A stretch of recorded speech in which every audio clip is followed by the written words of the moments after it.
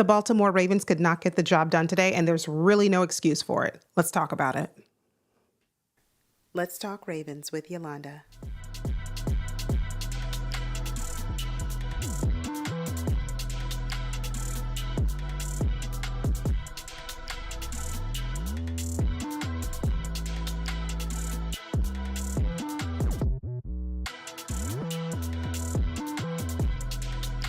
Today's video, we are going to discuss each player that makes up the offensive line.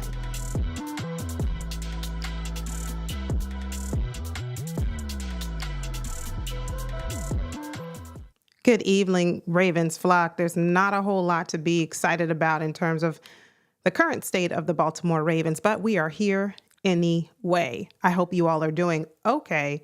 Let me know how you're feeling in the chat after watching today's game. I went live earlier during the halftime check-in, and I mentioned that I was not able to watch the first half of the game. I took my mom to church this morning, and it was a long drive to the church she wanted to visit this morning. So, excuse me. So I didn't get back home until halftime, literally right when it was time for me to go live. And so I don't really know a whole lot just from what I've read. I don't really know a whole lot about what we were able to do and clearly what we were not able to do on offense and defense for the first half of the game. So I will rely on you to kind of fill in the gaps in terms of what I missed in the first half. Doesn't seem like it was a whole lot, but this win is inexcusable.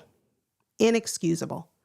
And losing to the Chiefs week 1, you can kind of rationalize that, right? You can kind of say, well, it was week 1.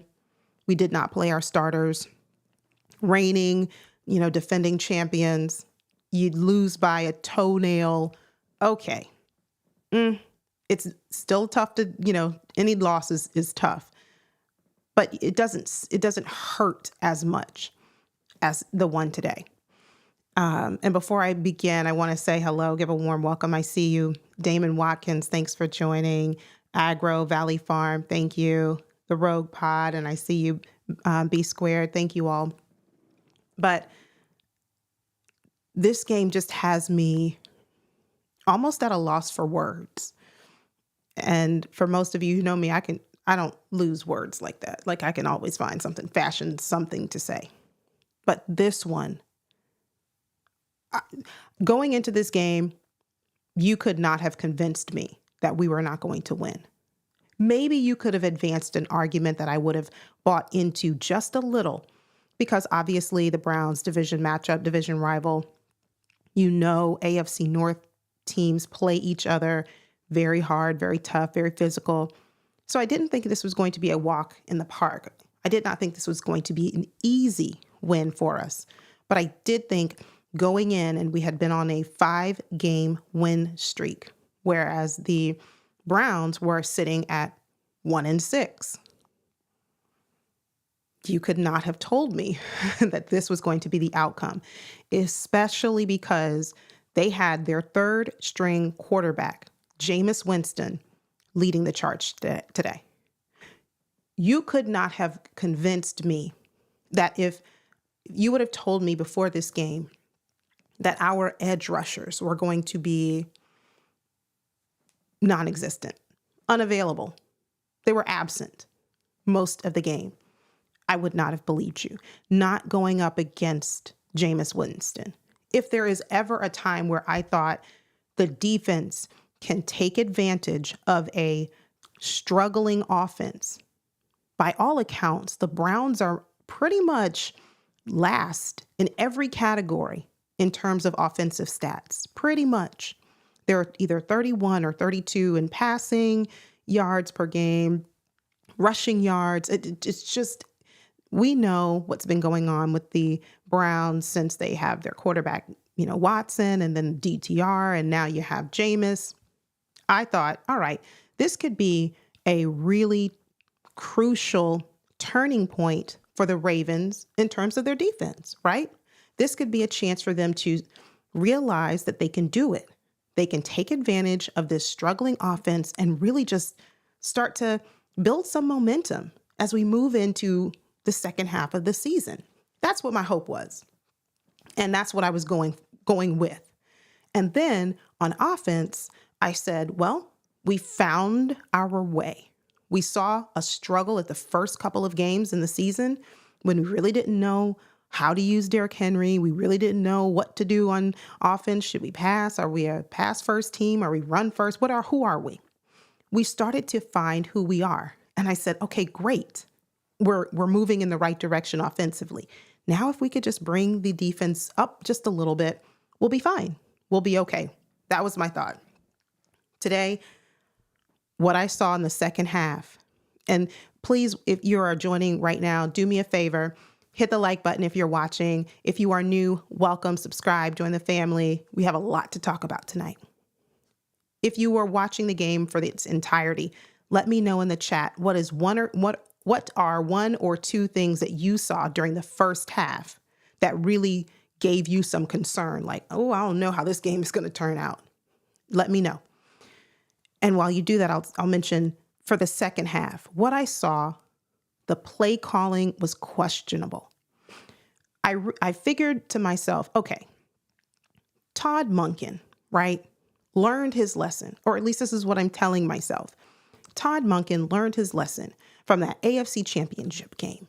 When you find a strategy that works, when you find a formula that is proven to be successful, don't get cute, don't get fancy, don't deviate from it. You deviated from the run game in the AFC Championship game, and where did that get you? So I thought to myself, he's coming into a new season. We're not going to see any of that. We're not going to see any more of that. We're going to see him figure out with the new weapons that we have, Derrick Henry, we're going to figure out how best to utilize them, how to, get this offense kind of going now in his second year. And once we figure that out, my mindset was we're going to stick to the plan. And if plan A doesn't work, we'll have plan B. For us, plan A, run the ball. If that doesn't work, if the defense is not allowing us to do that, then we sprinkle in some passing. We sprinkle in some, Lamar's ability to throw the ball, and his pass catchers are going to be there and they're going to make the catch, right? All right. So we didn't see a whole lot of that today. And when I saw Todd Monken just kind of deviate from the run game, I just said, oh gosh, this is like reminiscent, not at the scale, obviously, of a championship game, but frustrating. It was very frustrating to watch. I could see the frustration on Lamar Jackson. I could see the frustration just with the team. But come on, this is week 8. We should not be struggling like this. And I was going to give a lot of credit. I had it all planned out. I said, ooh, if we come out with the win tonight and our offense continues on the path that they had been these last 5 games, I had a whole speech prepared. And the speech was, it's really good to see the Baltimore Ravens not have those slow starts like they did last year. How many games for we as fans did we witness last year where our team, our offense just couldn't get any momentum, couldn't get it going? It was like they were asleep for the first half. And then, oh, by the way, it's time for us to play football. Second half, they wake up and then now they're trying to claw their way back from a deficit. And we all know. So how many times did we see those slow starts that were annoying to us last year? Absent the first, other than the first couple of games, right? We didn't see that on our offense. We saw our offense primarily. I know last week we had that first offensive drive where we went 3 and out. It was like, oh boy, it's going to be a long day. But other than that, Lamar Jackson steadied the ship and we had no problem last week. Led us to a Jackson 5 on Monday. I know it's a short week and maybe there's some truth in a short week. It's only 1 day difference though. Like we played on Monday as opposed to Sunday. It is 1 day. Your body needs that extra day or can appreciate that extra day to heal, to rest up. So yes, a shorter week for us, but that's no excuse. That's no excuse. So seeing our offense just go 3 and out, not being able to convert on third down, And let's get started with this. The wide receivers dropping passes. But not only the wide receivers. When the ball was thrown in the direction of our DBs, they said, no thanks. Nope, we don't want any parts of that. Interceptions were left on the field. Points, turnovers left on the field. And you think we can win an NFL game like this? Clearly we can't. And how much more if we struggle this much with a team that's 1-6? And I know this saying, your record, you are what your record says you are, right? Okay. I just believe the Browns were better than that. They have a pretty good defense. I'm not going to take that away from them. A very good defense, kind of like middle of the road, almost top tier middle. But I think they're like ranked 10th or 11th in the league. So just right outside of the top 10, but still a very good defense overall, right? I think the problem with the Browns is they've just kept their defense on the field too much because their offense couldn't really do anything. Well, today they could. Today marked the first game that the Browns were able to score 20 points this season. We had Jameis Winston out there looking like a Pro Bowler. It was very irritating, to say the very least. And yeah, that's concerning to me. That's concerning. I'm going to take a few comments, but this game I can't even begin to describe the level of frustration I felt with this team. And I know the thumbnail, you see pictures of coaches on the thumbnail. And I'm not putting all of this on the coaches. I want my point to be clear. The players failed today. The players made mistakes. That's on them. That's on them. But where I do fault the coaches is when you see your team struggling, when you see whatever formula or whatever plan you have designed and it's not working, where were the in-game adjustments? And I'm calling you out, Harbaugh. If you see that what Zach Orr is doing is not working, and it hasn't worked effectively all season, really it hasn't. It's just been because you have an amazing quarterback called Lamar Jackson who can mask the mistakes and cover up the idiosyncrasies. But let's pull the Band-Aid off and look at it and call it for what it is. You really think that this DB room is okay? Absent Marlon Humphrey, who I think has 4 interceptions this season. Let me know in the chat if I have that wrong. But absent Marlon Humphrey, what do we have in terms of a playmaker on defense? And I've heard, people say, well, you don't really need to have this kind of like elite defense. You don't have to have this stellar top tier, top of the line defense to win a game. You just need to have a playmaker or two who can make big plays when it's time. Did we have that today? We had, as I remember from the second half, we had one big play.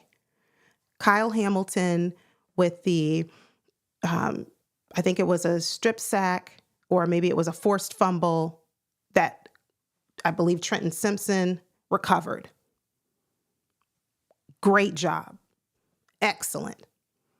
But didn't we then later see the same Kyle Hamilton, who has been doing great? I mean, you have to give it, give the truth and say it where it is, where it needs to be. But we saw that same Kyle Hamilton have a ball perfectly thrown to him in his hands and just drop that interception, which if he had caught that interception, would it have not changed the outcome of this game? I believe it would have. So I'm going to take a few comments before I continue on.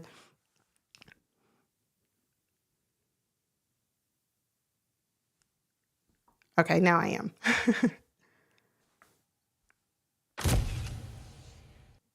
Listen, my Stream Deck tells me it has a mind of its own, and I'm going to have to just wait on it. So if there's a bit of a delay, it's because my Stream Deck just decides it wants to take its time.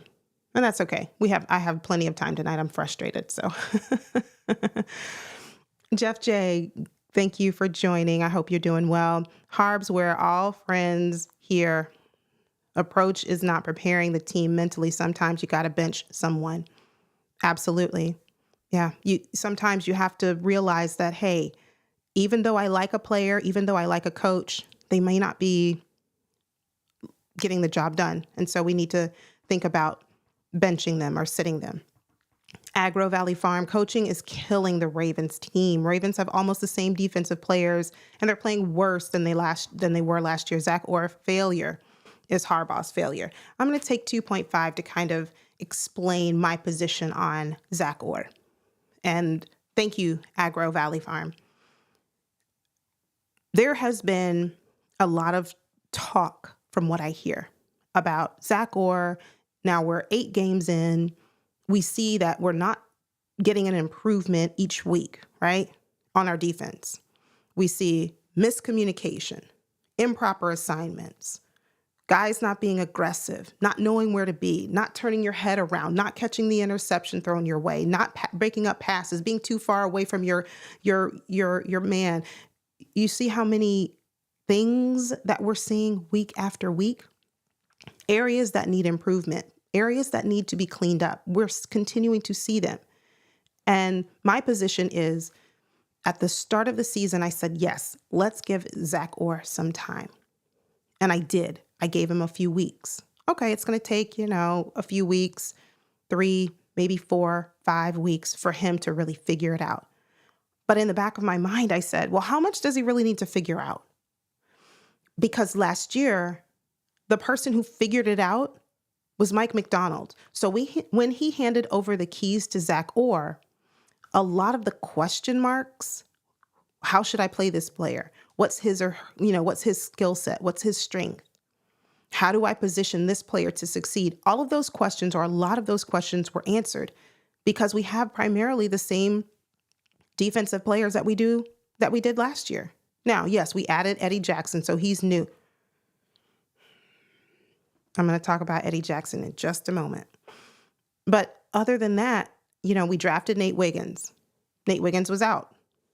Okay. All right. So why are we seeing this struggle? Why are we continuing to see an absence of improvement week after week? That's a big problem. That's a huge problem. And all Zach Orr had to do really was take the keys that were handed to him and continue on. A lot of the let me make mistakes, they had already been made under Zach Orr when he first took over. And he figured out how to get this Baltimore Ravens defense to be successful. And so we should have stuck with that, right? That's what we should have done. But yeah, so that's my position on Zach Orr. Yes, we do need to give him some grace, but time is running out. Time is running out.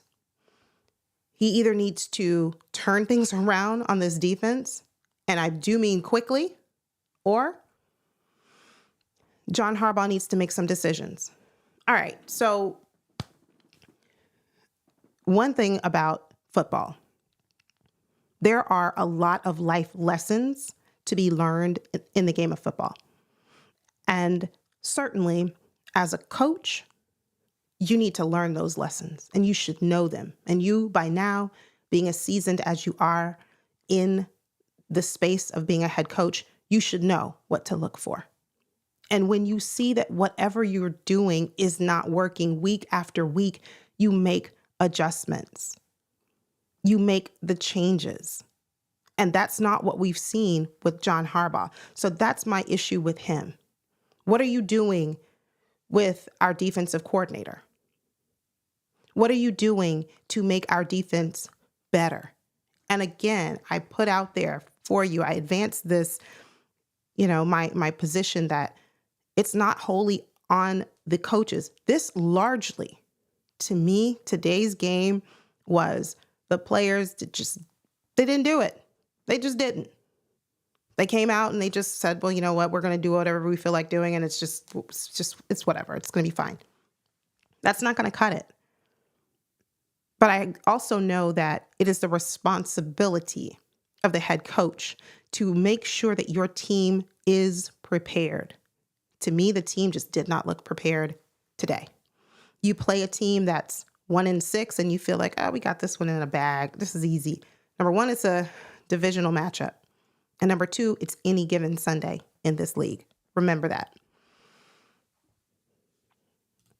Damon Watkins says, today really doesn't hurt. It's the fact nobody's saying anything about Zach Orr. To me, Damon, this one hurt because we lost momentum. That's why it hurt. It's one thing to lose a game, but it's another when you have been doing so well. And then today we look like we took a giant step backward against a third string quarterback. That's what makes it hurt for me. It's the fact, it's not that we lost again, like I said, to Kansas City Chiefs, Pat Mahomes. Okay. Or, the Lions, they seem to be doing very good this year. But, Lamar Jackson doesn't lose against NFC teams, but other than the Giants that one time. But this game to me hurt because of that. We couldn't take care of business against Jameis Winston. I'll let that sink in. I see you, Big Reg. Good evening. Thanks for joining. B Squared says, Zach also had us in positions for 4 interceptions that were all dropped. Exactly. So that's when I said this pendulum swing is not just coaches. No, Zach Orr, just like B Squared said, this is on the players. You don't just drop interceptions, and not just 1 or 2, 4. Damon Watkins, I've been commenting on Orr all week before today's game about the defense and Zach Orr. Yeah, the competence of that.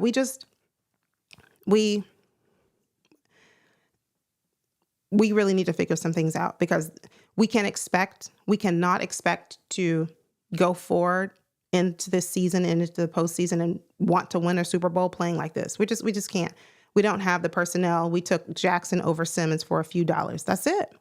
We could have had Simmons, Justin Simmons, but he was going to be more expensive. And how's that working out for us? We have Eddie Jackson. Hey, D Weezy, good evening. Ravens need to be a run Henry 25 times offense. But how can we if our O-line, which kind of got exposed tonight, can't block and create lanes? If Henry has nowhere to run, then what are we going to do? So, yeah, I agree. We need to run Derrick Henry, but we also need to focus on the fact that, if we're going to be effective in running, we have to certainly give him a lane in which to do that. Buff, thank you for joining. Sorry for your loss. Yes, I appreciate it. That helps. That really helps. Yeah. Thank you, Jared Green. Everyone, do me a favor. If you're here and enjoying the content and you just feel like you need to vent, go ahead, vent. Let us hear all about your frustrations with this team. But as you do so, make sure you hit the like button. Thank you. Thank you. Yeah. B Squared says Monken ain't learned his lesson. Most of the 10 plus yards of the year against Cleveland came outside when we ran inside. Shout out to Sip to Tally. Yeah, true enough. It doesn't seem like Monken. It was one of those things where I wanted to believe, right? I didn't have the evidence. It was just going into this season. I'm like, yes, we're going to be better than we were last year. Certainly. Absolutely we are. Kenyatta Ali, it never fails going against our strength. This is terrible. Awful. There's no other word to describe it. Ravens third ring, good evening, Zach. Or takes the fun out of dysfunctional. That's a really good way to describe how I think this team looks right now. And how can you look so dysfunctional when you were just on a 5-game win streak? It doesn't make sense. To me, it doesn't make logical sense. And let's talk a moment about the DBs. Marcus Williams, benched. But yet we thought putting Eddie Jackson in the game and leaving him there was going to do something it was going to be a good idea. For what? We could really leave Eddie Jackson in Cleveland for all I care, but whatever. And we benched Marcus Williams, and I was listening to John Harbaugh's post-game press conference, and he said it was basically a personnel business decision as to why it was intentional, as to why Marcus Williams was not on the field. I'm not saying Marcus Williams has been good this season. So let me be clear on that. We've seen him struggle through these first 7 games. We didn't see him today because he was benched. Does that mean he's on the trade block? The trade deadline is a week away. Not this Tuesday in 2 days, but a week from now, November 5th, trade deadline. That leads me to say we have so many issues. Going back to our receivers, we had drops from Bateman, Aguilar. I think Zay Flowers might have had a drop too. But the one that really stood out, and again, let me know in the first half if there was a drop by a receiver that I didn't catch. But what really stuck out to me was the Bateman drop. The sun was in his eyes. It just kind of hit him on his head or helmet or wherever and just ricocheted right on off it. Okay. You play football outside where the sun is shining. You're used to that. You should be used to that. I'm not going to say that that's an excuse because I don't know. Maybe it was a blinding light and he just really couldn't see it. I don't know. But knowing that drop came at a very crucial moment, and I'll have to go back and see why it was crucial. I don't remember if it was like a third down. I don't remember. But I just know I just said to myself, oh my goodness, come on, Rashad. Let me now address something that I think is very important.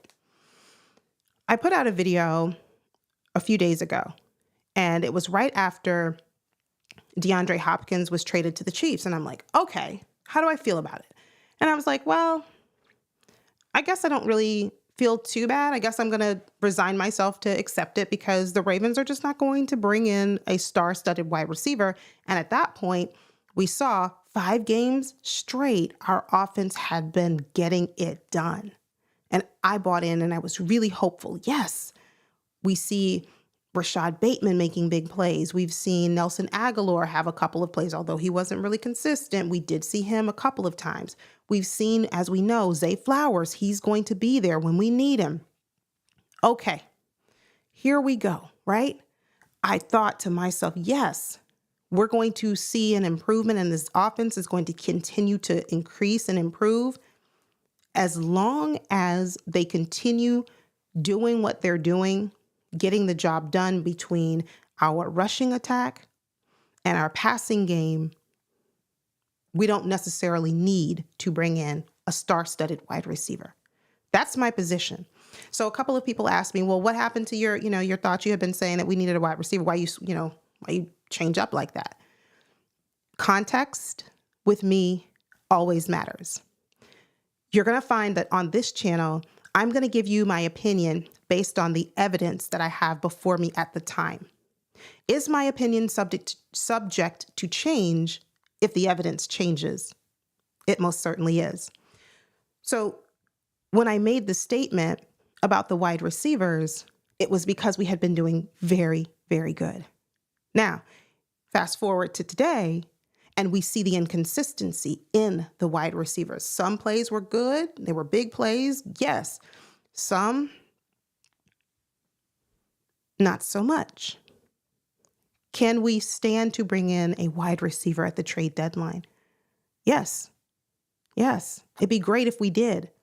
But realistically, I know that's not the Ravens' way, and they're not going to do it. So I'm going to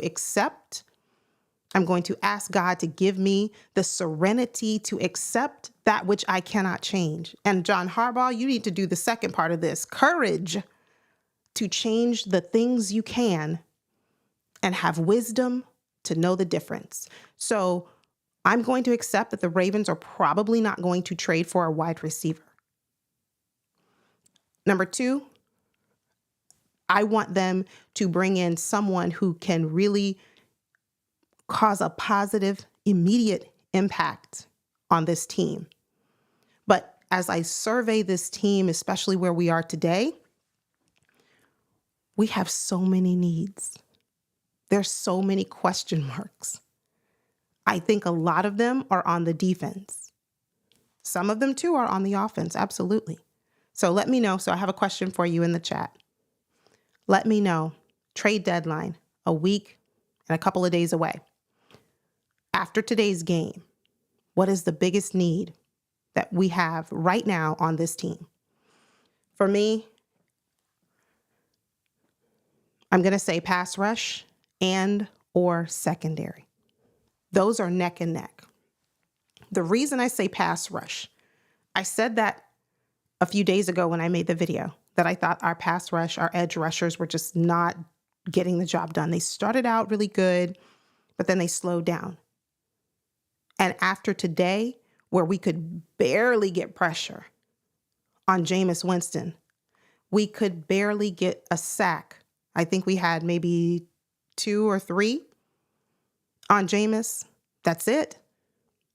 That's when I said, and that's when I really believe that is our most important need right now. But we have so many, because could we stand to bring in a wide receiver? Yes, we can, especially after today's performance. Do we need a pass rusher? Do we need an edge rusher, rather? I think that's the proper way to say it. Do we need an edge rusher? Yeah. My guy, Odafe Owe, how many sacks did he have today? 0. I would pull up the stats, but they're just so embarrassing. I don't even want to do it. It's just going to hurt my feelings and make me upset all over again. And I'm trying to let this go. I'm trying to move on. So wide receiver, yes, it's on the list as one of the things we could stand to use, but we're not going to get one. We're not. And I'm going to take a few comments from the chat, but they're just so, watching this game just had me so upset, because it wasn't just one area that I felt could stand improvement. I would be better if it were just that, like, oh, it's just one area that had a need, but it's more than just one. And that's a problem. We have a very limited cap space, but we have several holes on this team, but yet we think we're going to a Super Bowl this year. Let me take some comments. Jen wins. Thanks for joining. Flowers wasn't good today. He is usually on point.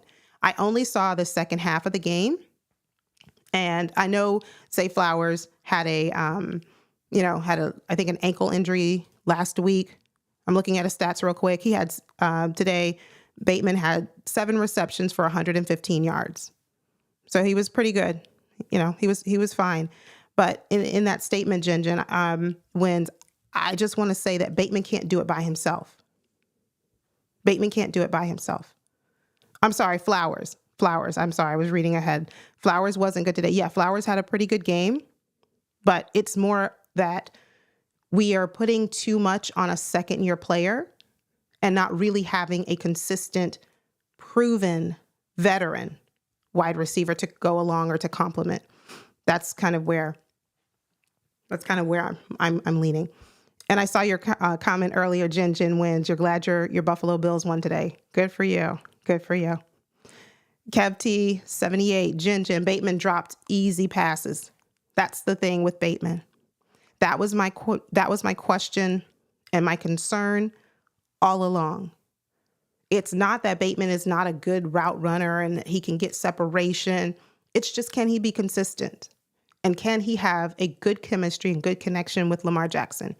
Sutton, Anna Clowney, Rod Wave also says pass rush, #1 issue. I see your super chat. Thank you, Rave Kingdom. Thank you so much for supporting the channel. Rave Kingdom says, fire Zach. I have been a little hesitant to say fire Zach, just because I really want to allow him some time, but time is winding down. Like this is week 8. This is week 8. And how did he do overall? Not very good to me. Don Royal, Bateman is trash. Okay. So you guys know that I don't really like to say players are trash, but I'm not fully ready to say that he's trash. I'll agree to this one, Don Royal. He just is not it. We've seen, and the part that I wrestle with is because when he's good, he's really good. But we have to realize that even in those moments of being very good, we have to contend with what we saw today, where you have a drop. That was just a pass that was spot on, thrown directly to you. You have to make those catches. You have to. Daryl Anderson, good afternoon, good evening. It's 7:30, so it's good evening. Secondary, biggest concern. It is. Ooh. D Weezy, the biggest need is a head coach. Well, you know what? Listen, give me a trade package in the chat. Let me know. Give me a trade package that you can cobble together to get us a better head coach. Give me a trade package that would send John Harbaugh on his way. Zach Orr is incompetent. I don't know if it's incompetent or do they just not trust him? Does John Harbaugh in front office just not trust him? I don't know. Rod Wave, D-line, no pressure on the QB. That's a huge problem. You can't get pressure on Jameis Winston? You can't? I know we had 2 injuries today to the D-line. Brent Urban with a concussion and Michael Pierce also had an injury. I don't remember what it was, but so I know that those 2 were, pretty big losses for us, but still, nobody could apply pressure to the quarterback? Owe and Ajabo are trash. Don Royal, okay. They're not playing well at all. How about that? I think that's a happy medium. Black Ice, pass rush for sure. Yeah. But in that Black Ice, I'll say, and same to you, Jared, our secondary. Yes, this is our Achilles heel right now, this defense. And several positions on the defense are really unsteady. But even still, could we stand to use a wide receiver after today's game? A number 1 wide receiver? Would the Ravens be willing to trade, for a star wide receiver and give up some draft capital? Give up a 4th round pick, a 5th round pick. I don't know. I doubt it. Nope. They had a chance to fix these problems and did nothing but let the Bills and Chiefs get better. That's my point. Other teams are out there solidifying their rosters. The Chiefs knew that they had deficiencies at wide receiver. They said, Hopkins, what do you think about coming to the Chiefs? And he's like, bet. And we see that, so other teams are doing it. Other teams are out here making moves. Yet the Ravens, we just kind of sit idly by and we let the guys cook. We let the guys play. Rod Wave, Owe does not even know the plays running to the other side of the field before the snap. Oh my gosh. Oh. How much of that is Owe? How much of that is Zach Orr? Because we're still seeing miscommunication through 8 weeks of the NFL season, and not just on Odafe Owe. Secondary halfway looks lost sometimes. Roquan Smith, does he know where he's supposed to be? So we see that this is very equally balanced throughout this entire defense.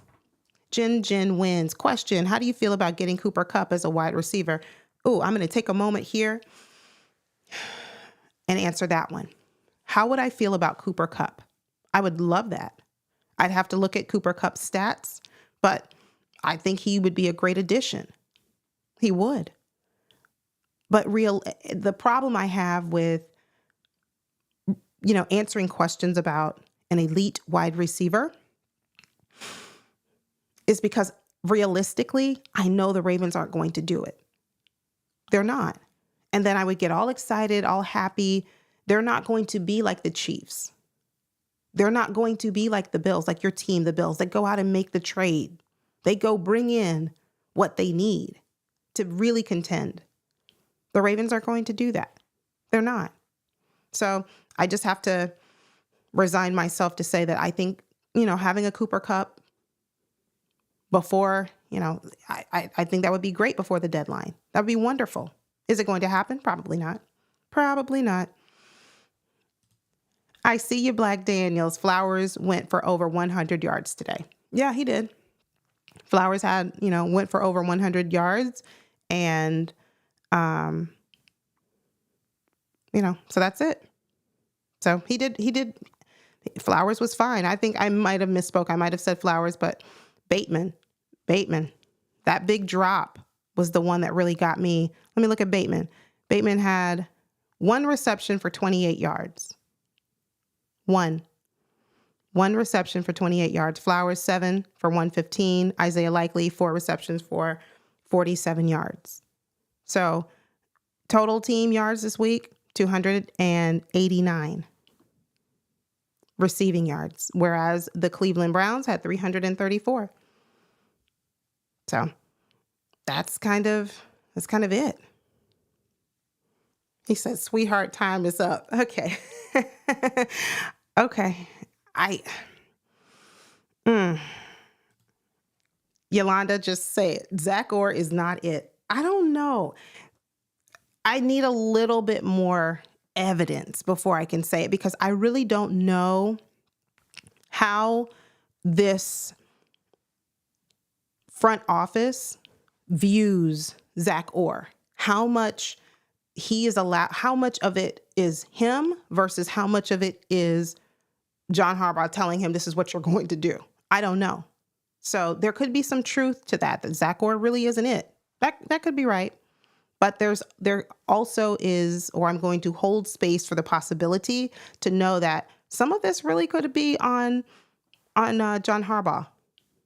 Because how many of us thought at some point when we saw that AFC Championship game, and I know I need to stop talking about that game by now, but how many of us thought Todd Monken isn't calling this game? This game looks more like a John Harbaugh game, or a game that was called by John Harbaugh. So we've seen that. We've seen evidence of what we think could be John Harbaugh being a limiting factor. So yes, so there could be some truth to that, but I'm not ready to fully endorse that just yet. Rod Wade, thank you for the super chat. Thank you. Ravens 8, the only team that finds ways to not help their QB. John should have been fired last year and Mike promoted. Yes, fully agree. Also, Todd can help himself from doing dumb things on third down. Our lack of being able to convert on third down today was astonishing. It was absolutely astonishing. Give credit to this defense. We know we're playing Myles Garrett. We know we're playing Zadarius Smith. We know that they have good, members of the secondary. Give credit to them. But the fact that our offense just, we couldn't score enough points to win this game. This one is having a chilling effect on me. A very chilling effect. Ravens third ring says the caliber of trade at any position needs to be of Roquan trade in the past. It does. We gave up a 2nd round pick for Roquan Smith. Do we think we'll do it again? Chiefs, easy 3P. I hope not, Don Royal. I hope not. But name a team that can stop the Chiefs right now. If you had asked me before this game, I would have said us. I think we could have done it. Ed, welcome. Good to see you. I'll just take an upgrade over Aguilar. Is that asking for too much? No, it's not. No, it's not. But some want an upgrade over Bateman. We have Zay Flowers. He has been doing very good for us, but he can't do it by himself. So some say, I want an upgrade over Rashad Bateman just because he's too up and down. He's too inconsistent. When he's on, and he's great. But when he's not, he's not. So Amari Cooper made the Bills better. Yes, he did. Why did the Browns give up Amari Cooper? What did they get? What did the Browns? I don't know the trade, the deal. I don't know the specifics of that particular trade. It happened while I was at Creator Camp a week or so ago, so I wasn't really in the loop. But yeah, the Bills just got a lot better. Jin win. Yes, your team got better. You saw a deficit, and you took it and you made your team better. So that's good. The Chiefs are barely winning these games. They are. That's why I said I think the Ravens have a good opportunity to beat the Chiefs. Now we'll see what happens now with the addition of their newest wide receiver in DeAndre Hopkins. We'll see, do they elevate their level of play on offense or do they not? I think they will. I think DeAndre Hopkins is still good. He's still a very good wide receiver. I think it's going to upgrade the room. But I think the Chiefs are beatable. If we could have almost beat them, if we barely missed out on beating them week 1, when we were unrefined, unpolished, hadn't played together, O-line was just kind of all over the place. If we were to play them now, I think we would win. Cleaning up some of these mistakes and penalties. I didn't even talk about the penalties. That's where I also fault John Harbaugh. As the head coach, we are one of the most, if not the most, penalized team in the NFL. And after, going into week 8, after 7 games, you didn't have your team in a position to not continually collect penalties this game. Now here we are through 8 games and we're still a very penalized team. That to me is a lack of discipline. It's a lack of structure. It's a lack of leadership. It's a lack of guidance. And all of that to me goes to John Harbaugh. That's where I kind of really say, I'm placing the blame here. I'm placing the blame right here.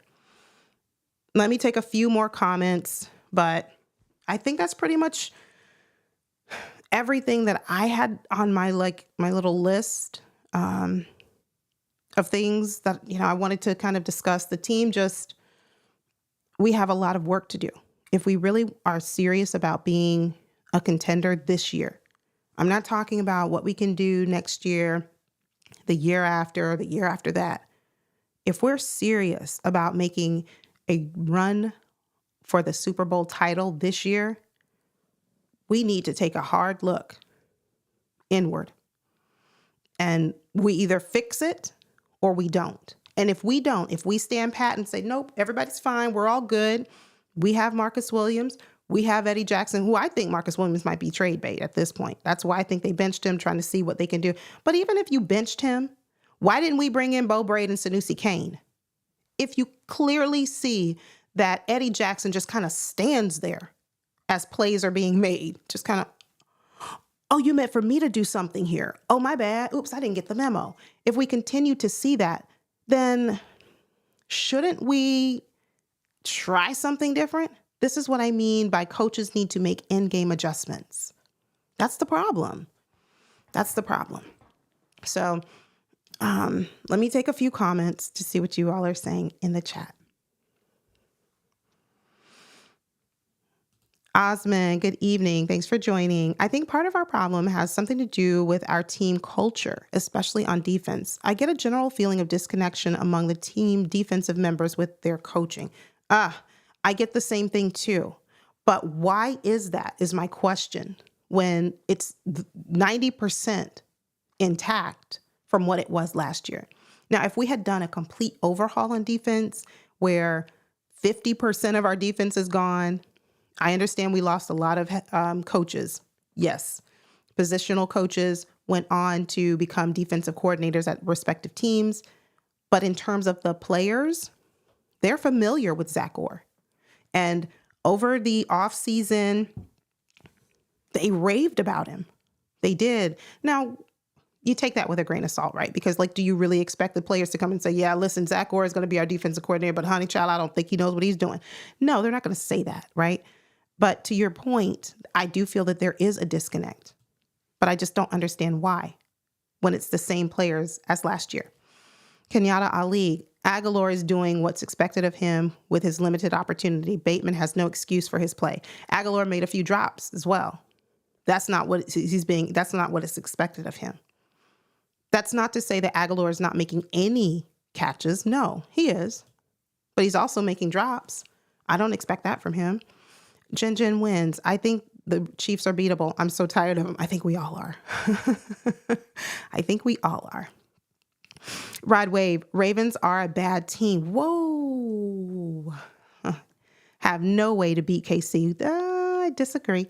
We only beat NFC teams and bad AFC. Oh, I disagree with that. Let me tell you why. And I think I mentioned this earlier, so I'll just kind of like say it and move on pretty quickly. The fact that we were so close week one. The fact that we almost beat them. And I know almost doesn't count. It's not good enough. I understand. A win is a win. They won against us the end. But the fact that we were right there so close lets me know we just need to make a few adjustments here and there, a few tweaks here and there. And then we started to see our offense improve continually. We just haven't seen that improvement in our defense. And then today it just looked like both sides of the ball were just kind of like, forget it. And then Justin Tucker missed a field goal. And you all know what happens when he misses a field goal. Ed said it too. Special teams has been mediocre for 3 years. And this is supposed to be a special teams guru in John Harbaugh. Someone who knows how to really run a special teams unit. We're just not seeing it. Exactly. Jared Green, the Chiefs are winning these close games because they have made moves to their roster. Yes, that's what we're not doing. So even when Pat Mahomes is not playing well, Kelsey, Hunt, Hopkins, etc., can pick up the slack. And who do we have on the Ravens offense right now to pick up the slack if Lamar has an off game?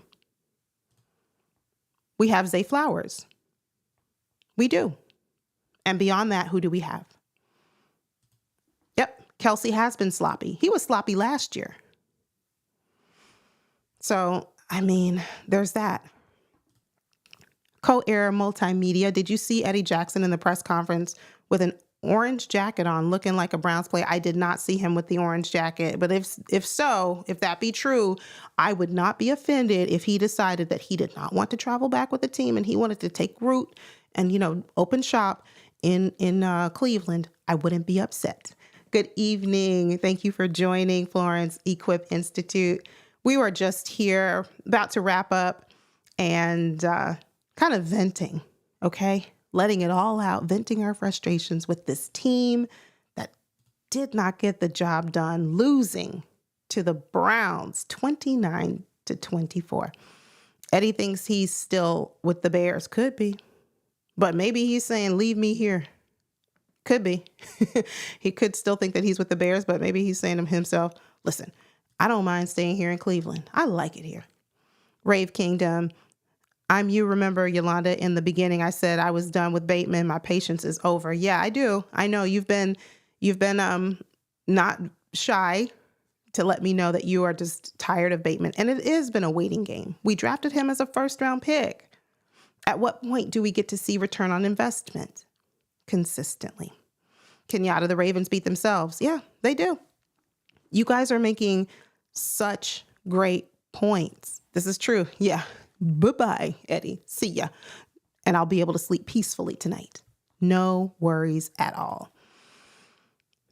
Osmond, I see low morale, poor communication, lack of trust, again, mostly on defense. The offense doesn't have confidence in the defense, and the defense can't count on the offense to keep them off the field. Correct. But that's the thing. When you start having one side not believing in the other, you're not playing as a unit. And there goes the game, right? There goes the spirit of the team. Wendy, a new face or a new avatar. Thank you for joining. It is on the defense. Absolutely.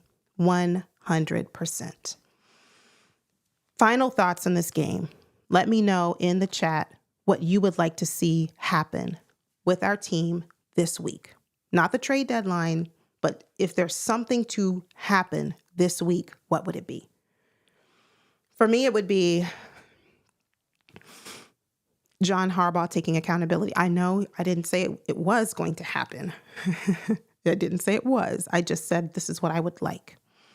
I would like to see some accountability from John Harbaugh in terms of how poorly this defense is playing right now and has been playing all season. I'd like that same level of accountability from Zach Orr. And then, prior to the trade deadline, whatever we need to do to get better, we do it. And if the Ravens decide not to, I don't know how far we can go. Honestly, that's it. So Wendy says, it's good we lost now instead of later. I don't know, Wendy. Here's why. We've lost 3 games to AFC teams. That, to me, toward the end of the season, and for purposes of seeding into the off season, that's going to be huge for us. That's going to be very big. We need to be at a place where we're stacking wins because we need them going into the playoffs, assuming we can get our act together and we can make the playoffs, okay? That's what that's assuming. But that is the big hurdle that I'm seeing. We're losing games against teams that we should be winning. You can't tell me we should not have won against the Raiders. We can beat the Bills. I'm sorry, Jen. I'm sorry. But we can beat the Bills with Josh Allen. We can beat, but we can't beat Gardner Minshew. We can't beat Jameis Winston. That's huge. We can beat Joe Burrow. I couldn't remember the other quarterback, but yeah, Joe Burrow. We can beat Joe Burrow, but we can't beat Jameis Winston. So anyway, that's kind of where I stand. Angel, a new face. I see all of this upcoming week. The entire defense needs to practice on how to catch the ball. Let me bring that comment up. See, I keep saying I'm going to get out of here, but you have such good comments. Angel, welcome. Thank you for being here. All this upcoming week, the entire defense needs to practice on how to catch the ball. That needs to extend to our offense. They too need to practice on how to catch the ball. There were a lot of drops today from our pass catchers that should not have happened.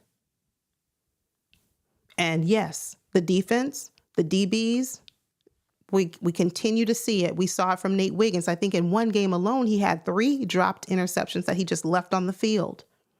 And each week, when we're looking for the defense to make a crucial stop, a big play, something to turn things around, can they do it? No, they have not. So there you go. Harb's accountability. That's what Jeff wants to see this week. I do too. Osmond says it's likely too late to fix our problems. I can't see fixing our O-line problems or the team culture. We might not be able to fix the O-line problems, but if we continue to scheme our players open, continued with play action, because we have Derrick Henry, we have Lamar who can kind of cover up some of our deficiencies, and he does it well enough, right, to kind of quell some of the issues plaguing our O-line. So I agree. It's probably not going to be something that we fix. It's something that we will live with and have grace to get by and function despite our O-line. But we still have questions in our secondary. As Angel said, they need to learn how to make plays in big moments. That's it for today. Heartbreaking loss, sad about it, unhappy, frustrated, all of those things. And as a fan, it's tough for me to come on camera and just talk and hold it all together, compose myself, because I want to scream, I want to yell, I want to be mad. But what good is it going to do? Probably nothing. So But it's been fun, just sharing with you, listening from your perspective, hearing what you have to say about our team. Before you go, if you'll do me a favor, please hit the like button. It helps the channel a ton. It does. It really does. And if you're watching on replay, thank you. Leave a comment for me down below. Let me know how you felt watching this game. What are some issues plaguing our team currently, and how do we fix it? That's what I want to focus on. I don't want to focus and get stuck on the problem. I want to know, what's the solution? How do we fix it if we can? Family, I will see you all very, very soon. Until then, keep your heads up. Keep your heads up. Next week, we are on to, I believe, the Broncos. I think we have the Broncos up next. I can't remember, but I'm trying not to think about it right now. Just trying to think, stay in this moment, stay present here, and figure out what we need to do to be a better team, better than we were today, because we were pretty bad today. Thank you for joining. It's been great. It's been fun, and I will see you back very soon. Until then, you take care, stay safe, and always remember, even when the tide does not turn in our favor and we come in second place, it's still go Ravens. God bless.